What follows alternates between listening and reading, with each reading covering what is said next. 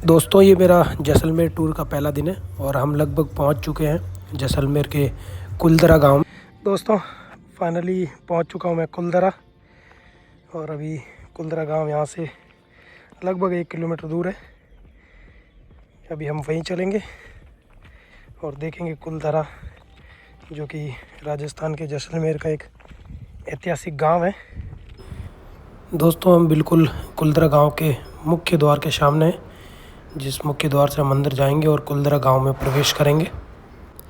जिस तरह से पुराने किले और पुराने महलों के चारों तरफ चारदीवारी देखने को मिलती है, बिल्कुल इस गांव के चारों तरफ भी ऐसी ही चारदीवारी है और बिल्कुल मुख्य गेट के पास में संतरियों के पहरेदारी के लिए भी बुर्ज बने हुए आप देख सकते हैं।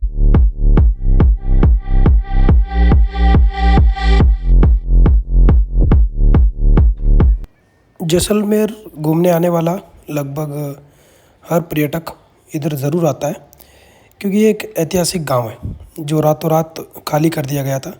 यहाँ के निवासी इस गांव को एक ही रात में छोड़ के चले गए थे यहाँ से। तो आज हम उसी जगह पे हैं।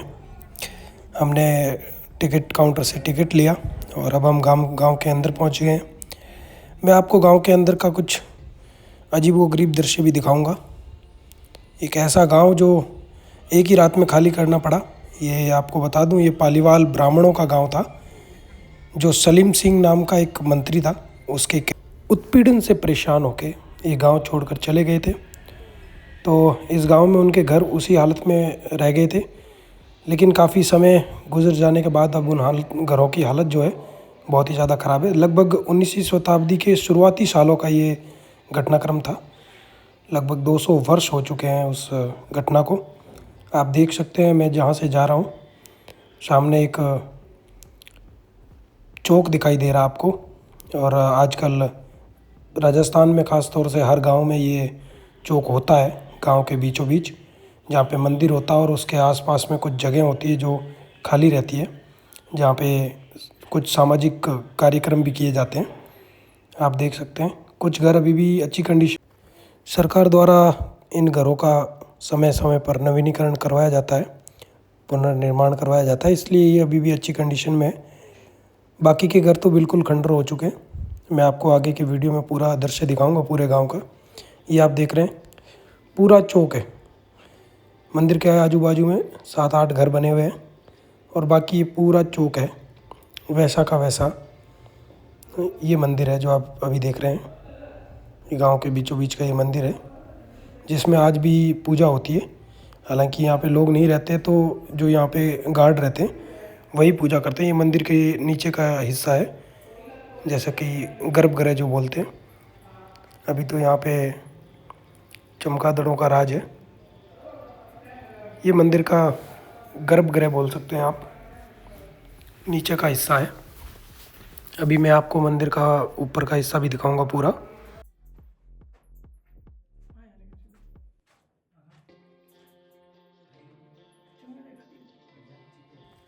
अब हम चलते हैं पास के इस घर में, देखते हैं यहाँ की कंडीशन कैसी है, इसकी कंडीशन कैसी है।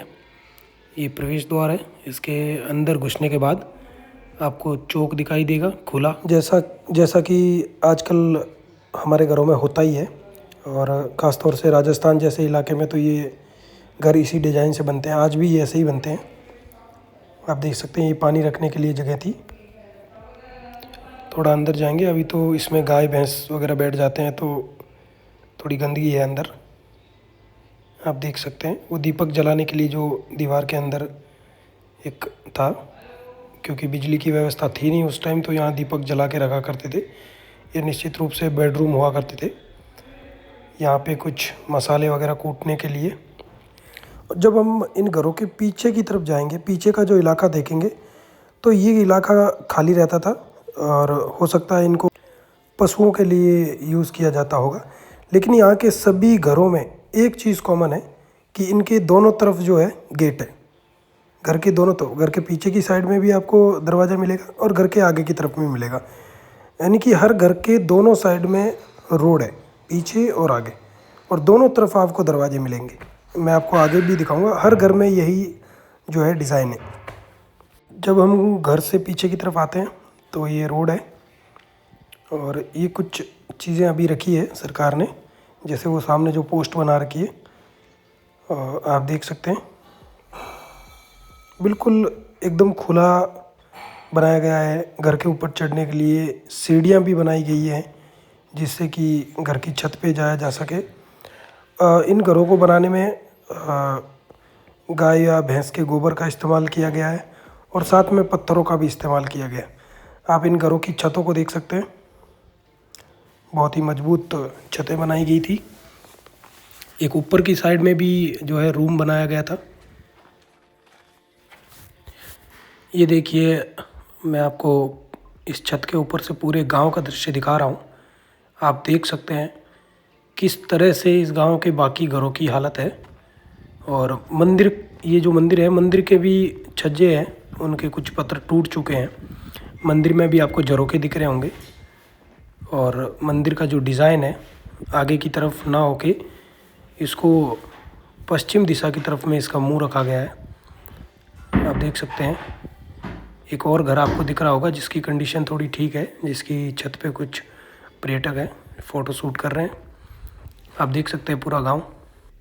यहाँ पे आपको एक शिलालेख मिलेगा जिसमें कुलदरा गांव का पूरा आपको इतिहास पता चलेगा कि किस तरह से यहाँ से गांव को छोड़ के जाना पड़ा लोगों को। ये एक और घर है। पालीवाल समाज जैसलमेर आपका हार्दिक स्वागत करता है, विकास समिति। मैं आपको बता दूं दोस्तों कि इसमें जो गोबर की जो लिपाई कर रखी है, ये समय समय पर करवाई जाती है ताकि इसको थोड़ी मजबूती मिले और ये और लंबे समय तक टिका रहे। आपको बता दूं, छत के नीचे लकड़ी के कुछ मजबूत टहनियों का उपयोग किया जाता था जिससे कि छत को मजबूती दी जा सके, और वो अभी भी वैसे ही है। ये बीच का एरिया है इस घर के, जैसा कि मैंने आपको बताया था, ये हर घर में ऐसा ही होता है।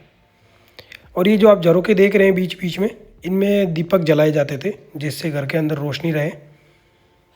आप आगे देखेंगे, इसमें इस घर में 6 से 7 बेडरूम थे। और ये जो छोटा वाला दरवाज़ा है, इसमें ये बेडरूम नहीं है। आपको दिखाना चाहूँगा, जब इसके अंदर घुसते हैं तो इसके कोने में एक और नीचे की तरफ दरवाज़ा दिखता है। ये देखिए, ये दरवाज़ा नहीं है, ये टाँके का दरवाज़ा है। टाँका मतलब राजस्थान में पानी को एकत्रित करने के लिए ये जगह बनाई जाती थी घरों के अंदर, जिससे कि बारिश के पानी को एकत्रित किया जा सके और गर्मियों में और जब पानी की किल्लत हो, उस पानी की किल्लत के समय उस पानी का यूज़ किया जा सके, इसलिए ये घरों में बनाया जाता था। आज भी बनाया जाता है राजस्थान के ग्रामीण क्षेत्रों में।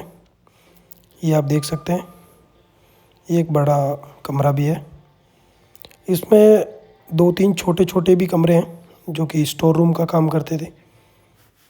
आप देख रहे हैं कि मेरे बिल्कुल सामने एक दीवार है जो गांव के चारों तरफ थी। अभी उस पर रेलिंग भी लगा दी गई है सरकार की तरफ से। पहले हो सकता है ये रेलिंग की उनकी सुविधा नहीं थी ऐसी, लेकिन पत्थरों से उन्होंने ज़रूर ये बना रखा था चार दीवारी, जिसके अंदर पूरा गांव बसा हुआ था।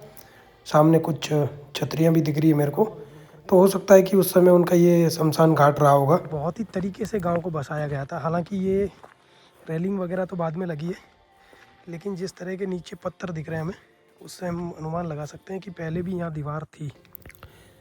ये देखिए, आपको दूर एक टीले पे एक छतरी दिखाई दे रही है, और ऐसी छतरियाँ राजस्थान के लगभग हर गांव में मिलेगी आपको, जहाँ पे पहले लोगों को दफनाया जाता था या जलाया जाता था। तो ये छतरियाँ हर गांव में दिखती है और आज भी लोगों को ये हर गांव में लगभग राजस्थान की मिलती है। तो इससे हम अनुमान लगा सकते हैं कि उनका ये शमशान घाट रहा होगा उस टाइम में। पूरे गांव के चारों तरफ आपको और कुछ भी नहीं दिखेगा। ये पूरा गांव चार दीवारी के अंदर था। आप देख सकते हैं अभी यहाँ के घरों की कंडीशन क्या है, क्या हालत है।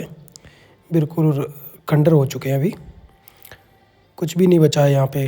और यहाँ से आपको जो है गांव के आखिरी कोने से भी मंदिर का जो बुर्ज है वो आपको दिखेगा। ये देखिए, गांव को जिस तरीके से बसाया गया था वो बहुत ही सोच समझ के बसाया गया था। ये पूरे गांव की हालत है जो आपके सामने है। और कुछ लोगों का ये भी मानना है कि ये गांव जो है भूतिया गांव है। रात को 5 बजे के बाद शाम को यहाँ पे किसी को अंदर आने की अनुमति नहीं है, तो यहाँ पे कोई रुक भी नहीं सकता रात को। और ऐसा कहा जाता है कि यहाँ पे कुछ आवाज़ें भी आती है और ये एक भूतिया गांव है, लेकिन ऐसा कुछ नहीं है। ये सिर्फ लोगों की मनगढ़ंत कहानियाँ हैं जिनमें कोई सच्चाई नहीं है। और ऐसा सुनने में आया है कि एक समय जब यहाँ पे किसी फ़िल्म की शूटिंग हो रही थी, तब उस शूटिंग के दौरान एक कार को इसी गांव के अंदर छोड़ के चले गए थे। और जब सुबह को वो लोग वापस लौटे शूटिंग के लिए, तब उन्होंने देखा कि कार के जितने भी शीशे थे उनके ऊपर हाथों के निशान थे, बच्चों के, बड़ों के हाथों के निशान थे। हालांकि इसमें कितनी सच्चाई है ये मुझे पता नहीं है, पर जहाँ तक मेरा अंदाज़ है ये सब झूठी कहानियाँ हैं, ऐसा कुछ नहीं होता है। अगर वो आत्माएं थी तो आत्माओं के हाथ पाँव नहीं होते, तो जब हाथ पाँव होते ही नहीं है तो निशान पैदा होने का तो सवाल ही पैदा नहीं होता। आप देख सकते हैं ये जो घर है बिल्कुल अभी खंडर हो चुके हैं। वैसे 200 साल पुराना घर है, या कोई रहते भी नहीं है, कोई देखभाल करने वाला नहीं है। तो आंधी, तूफान, बारिश और मौसम के हज़ारों मिजाज झेलते हुए ये गांव अब बिल्कुल वीरान हो गया है। और जिस हालत में अभी है, लगता है 50 साल बाद ही इस हालत में भी नहीं रहेगा। लेकिन इसको बचाने की कोशिश होनी चाहिए, सरकार की तरफ से भी होनी चाहिए, क्योंकि ये एक धरोहर है जो ऐतिहासिक कुछ पल हमें याद दिलाती है। तो इनका संरक्षण बहुत ही ज़्यादा ज़रूरी है। तो अब हम चलेंगे मंदिर के अंदर।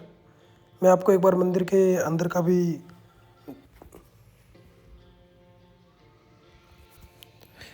नज़ारा दिखाना चाहूँगा, ताकि आपको पता चले कि उस समय जो मंदिर बनाया गया था, क्या ये वही मंदिर है या फिर उसके बाद में किसी ने बना दिया है। क्या ये मंदिर सच में 200 साल पुराना है। आप देख सकते हैं इस मंदिर के चारों तरफ ये जो जगह छोड़ी गई है, ये फेरी लगाने के लिए छोड़ी गई है। दर्शन के बाद जो परिक्रमा लगाते हैं ये उसके लिए छोड़ी गई है। आप मंदिर के चारों ओर परिक्रमा लगा सकते हैं। आप मंदिर के अंदर जो मूर्ति है उसके चारों ओर भी परिक्रमा लगा सकते हैं, उधर भी जगह है।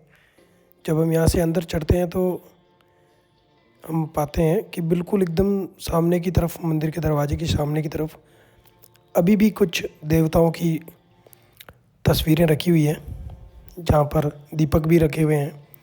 तो पूजा अभी भी होती है, और पूजा यहाँ के जो गार्ड है वो करते हैं, या फिर कोई पास के गांव से आके करता है, इसका कोई पता नहीं है। लेकिन पूजा अभी भी यहाँ पे होती रहती है, आप देख सकते हैं यहाँ पे। दोस्तों, इस मंदिर में एक और रोचक चीज़ है जो आप देख सकते हैं। नीचे की तरफ ये जो दो आपको शेर के मुंह दिख रहे हैं, ये शेर के मुंह आपको आधुनिक जो मंदिर है उनमें बहुत कम देखने को मिलते हैं, या मिलते ही नहीं है। ये जो शेर के मुंह होते हैं, इन पे पहले इस तरीके से हाथ रख के दोनों तरफ, और फिर यहाँ पे माथा टिकाया जाता था। ऐसा मानते हैं कि इससे जो आपका स्ट्रेस जो होता है, आपकी जो परेशानी होती है, आपका मानसिक जो तनाव होता है, वो दूर होता है, क्योंकि ये आपके हथेली को बिल्कुल प्रेस करते हैं, और इनके जो नुकीले हिस्से हैं वो हथेली के अंदर चुभते हैं, जिससे आपका मानसिक जो संतुलन है वो सही रहता है। और ये ऐसा ही एक नमूना जैसलमेर के पास में एक मंदिर है महादेव का, उसमें भी आपको ऐसा ही मिल। ये देखिए, एक और दीवार के साइड में एक मूर्ति है, और ये गणेश जी की मूर्ति हो सकती है, क्योंकि ये सूंड है उनका जो टूटा हुआ था। हो सकता है वो किसी वजह से टूट गया हो, ज़्यादा समय होने की वजह से, या फिर हो सकता है किसी ने तोड़ दिया हो। आजकल असामाजिकता तो बहुत है।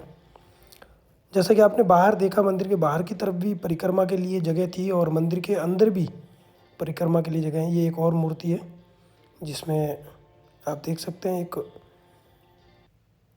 इसमें लिखा हुआ है जग पालन करके लिखा हुआ है, तो मैं नहीं बता सकता कि ये किसकी मूर्ति है। लेकिन उनके बगल में एक छोटा सा जानवर भी खड़ा था, हो सकता है या तो वो कुत्ता या बिल्ली का हो।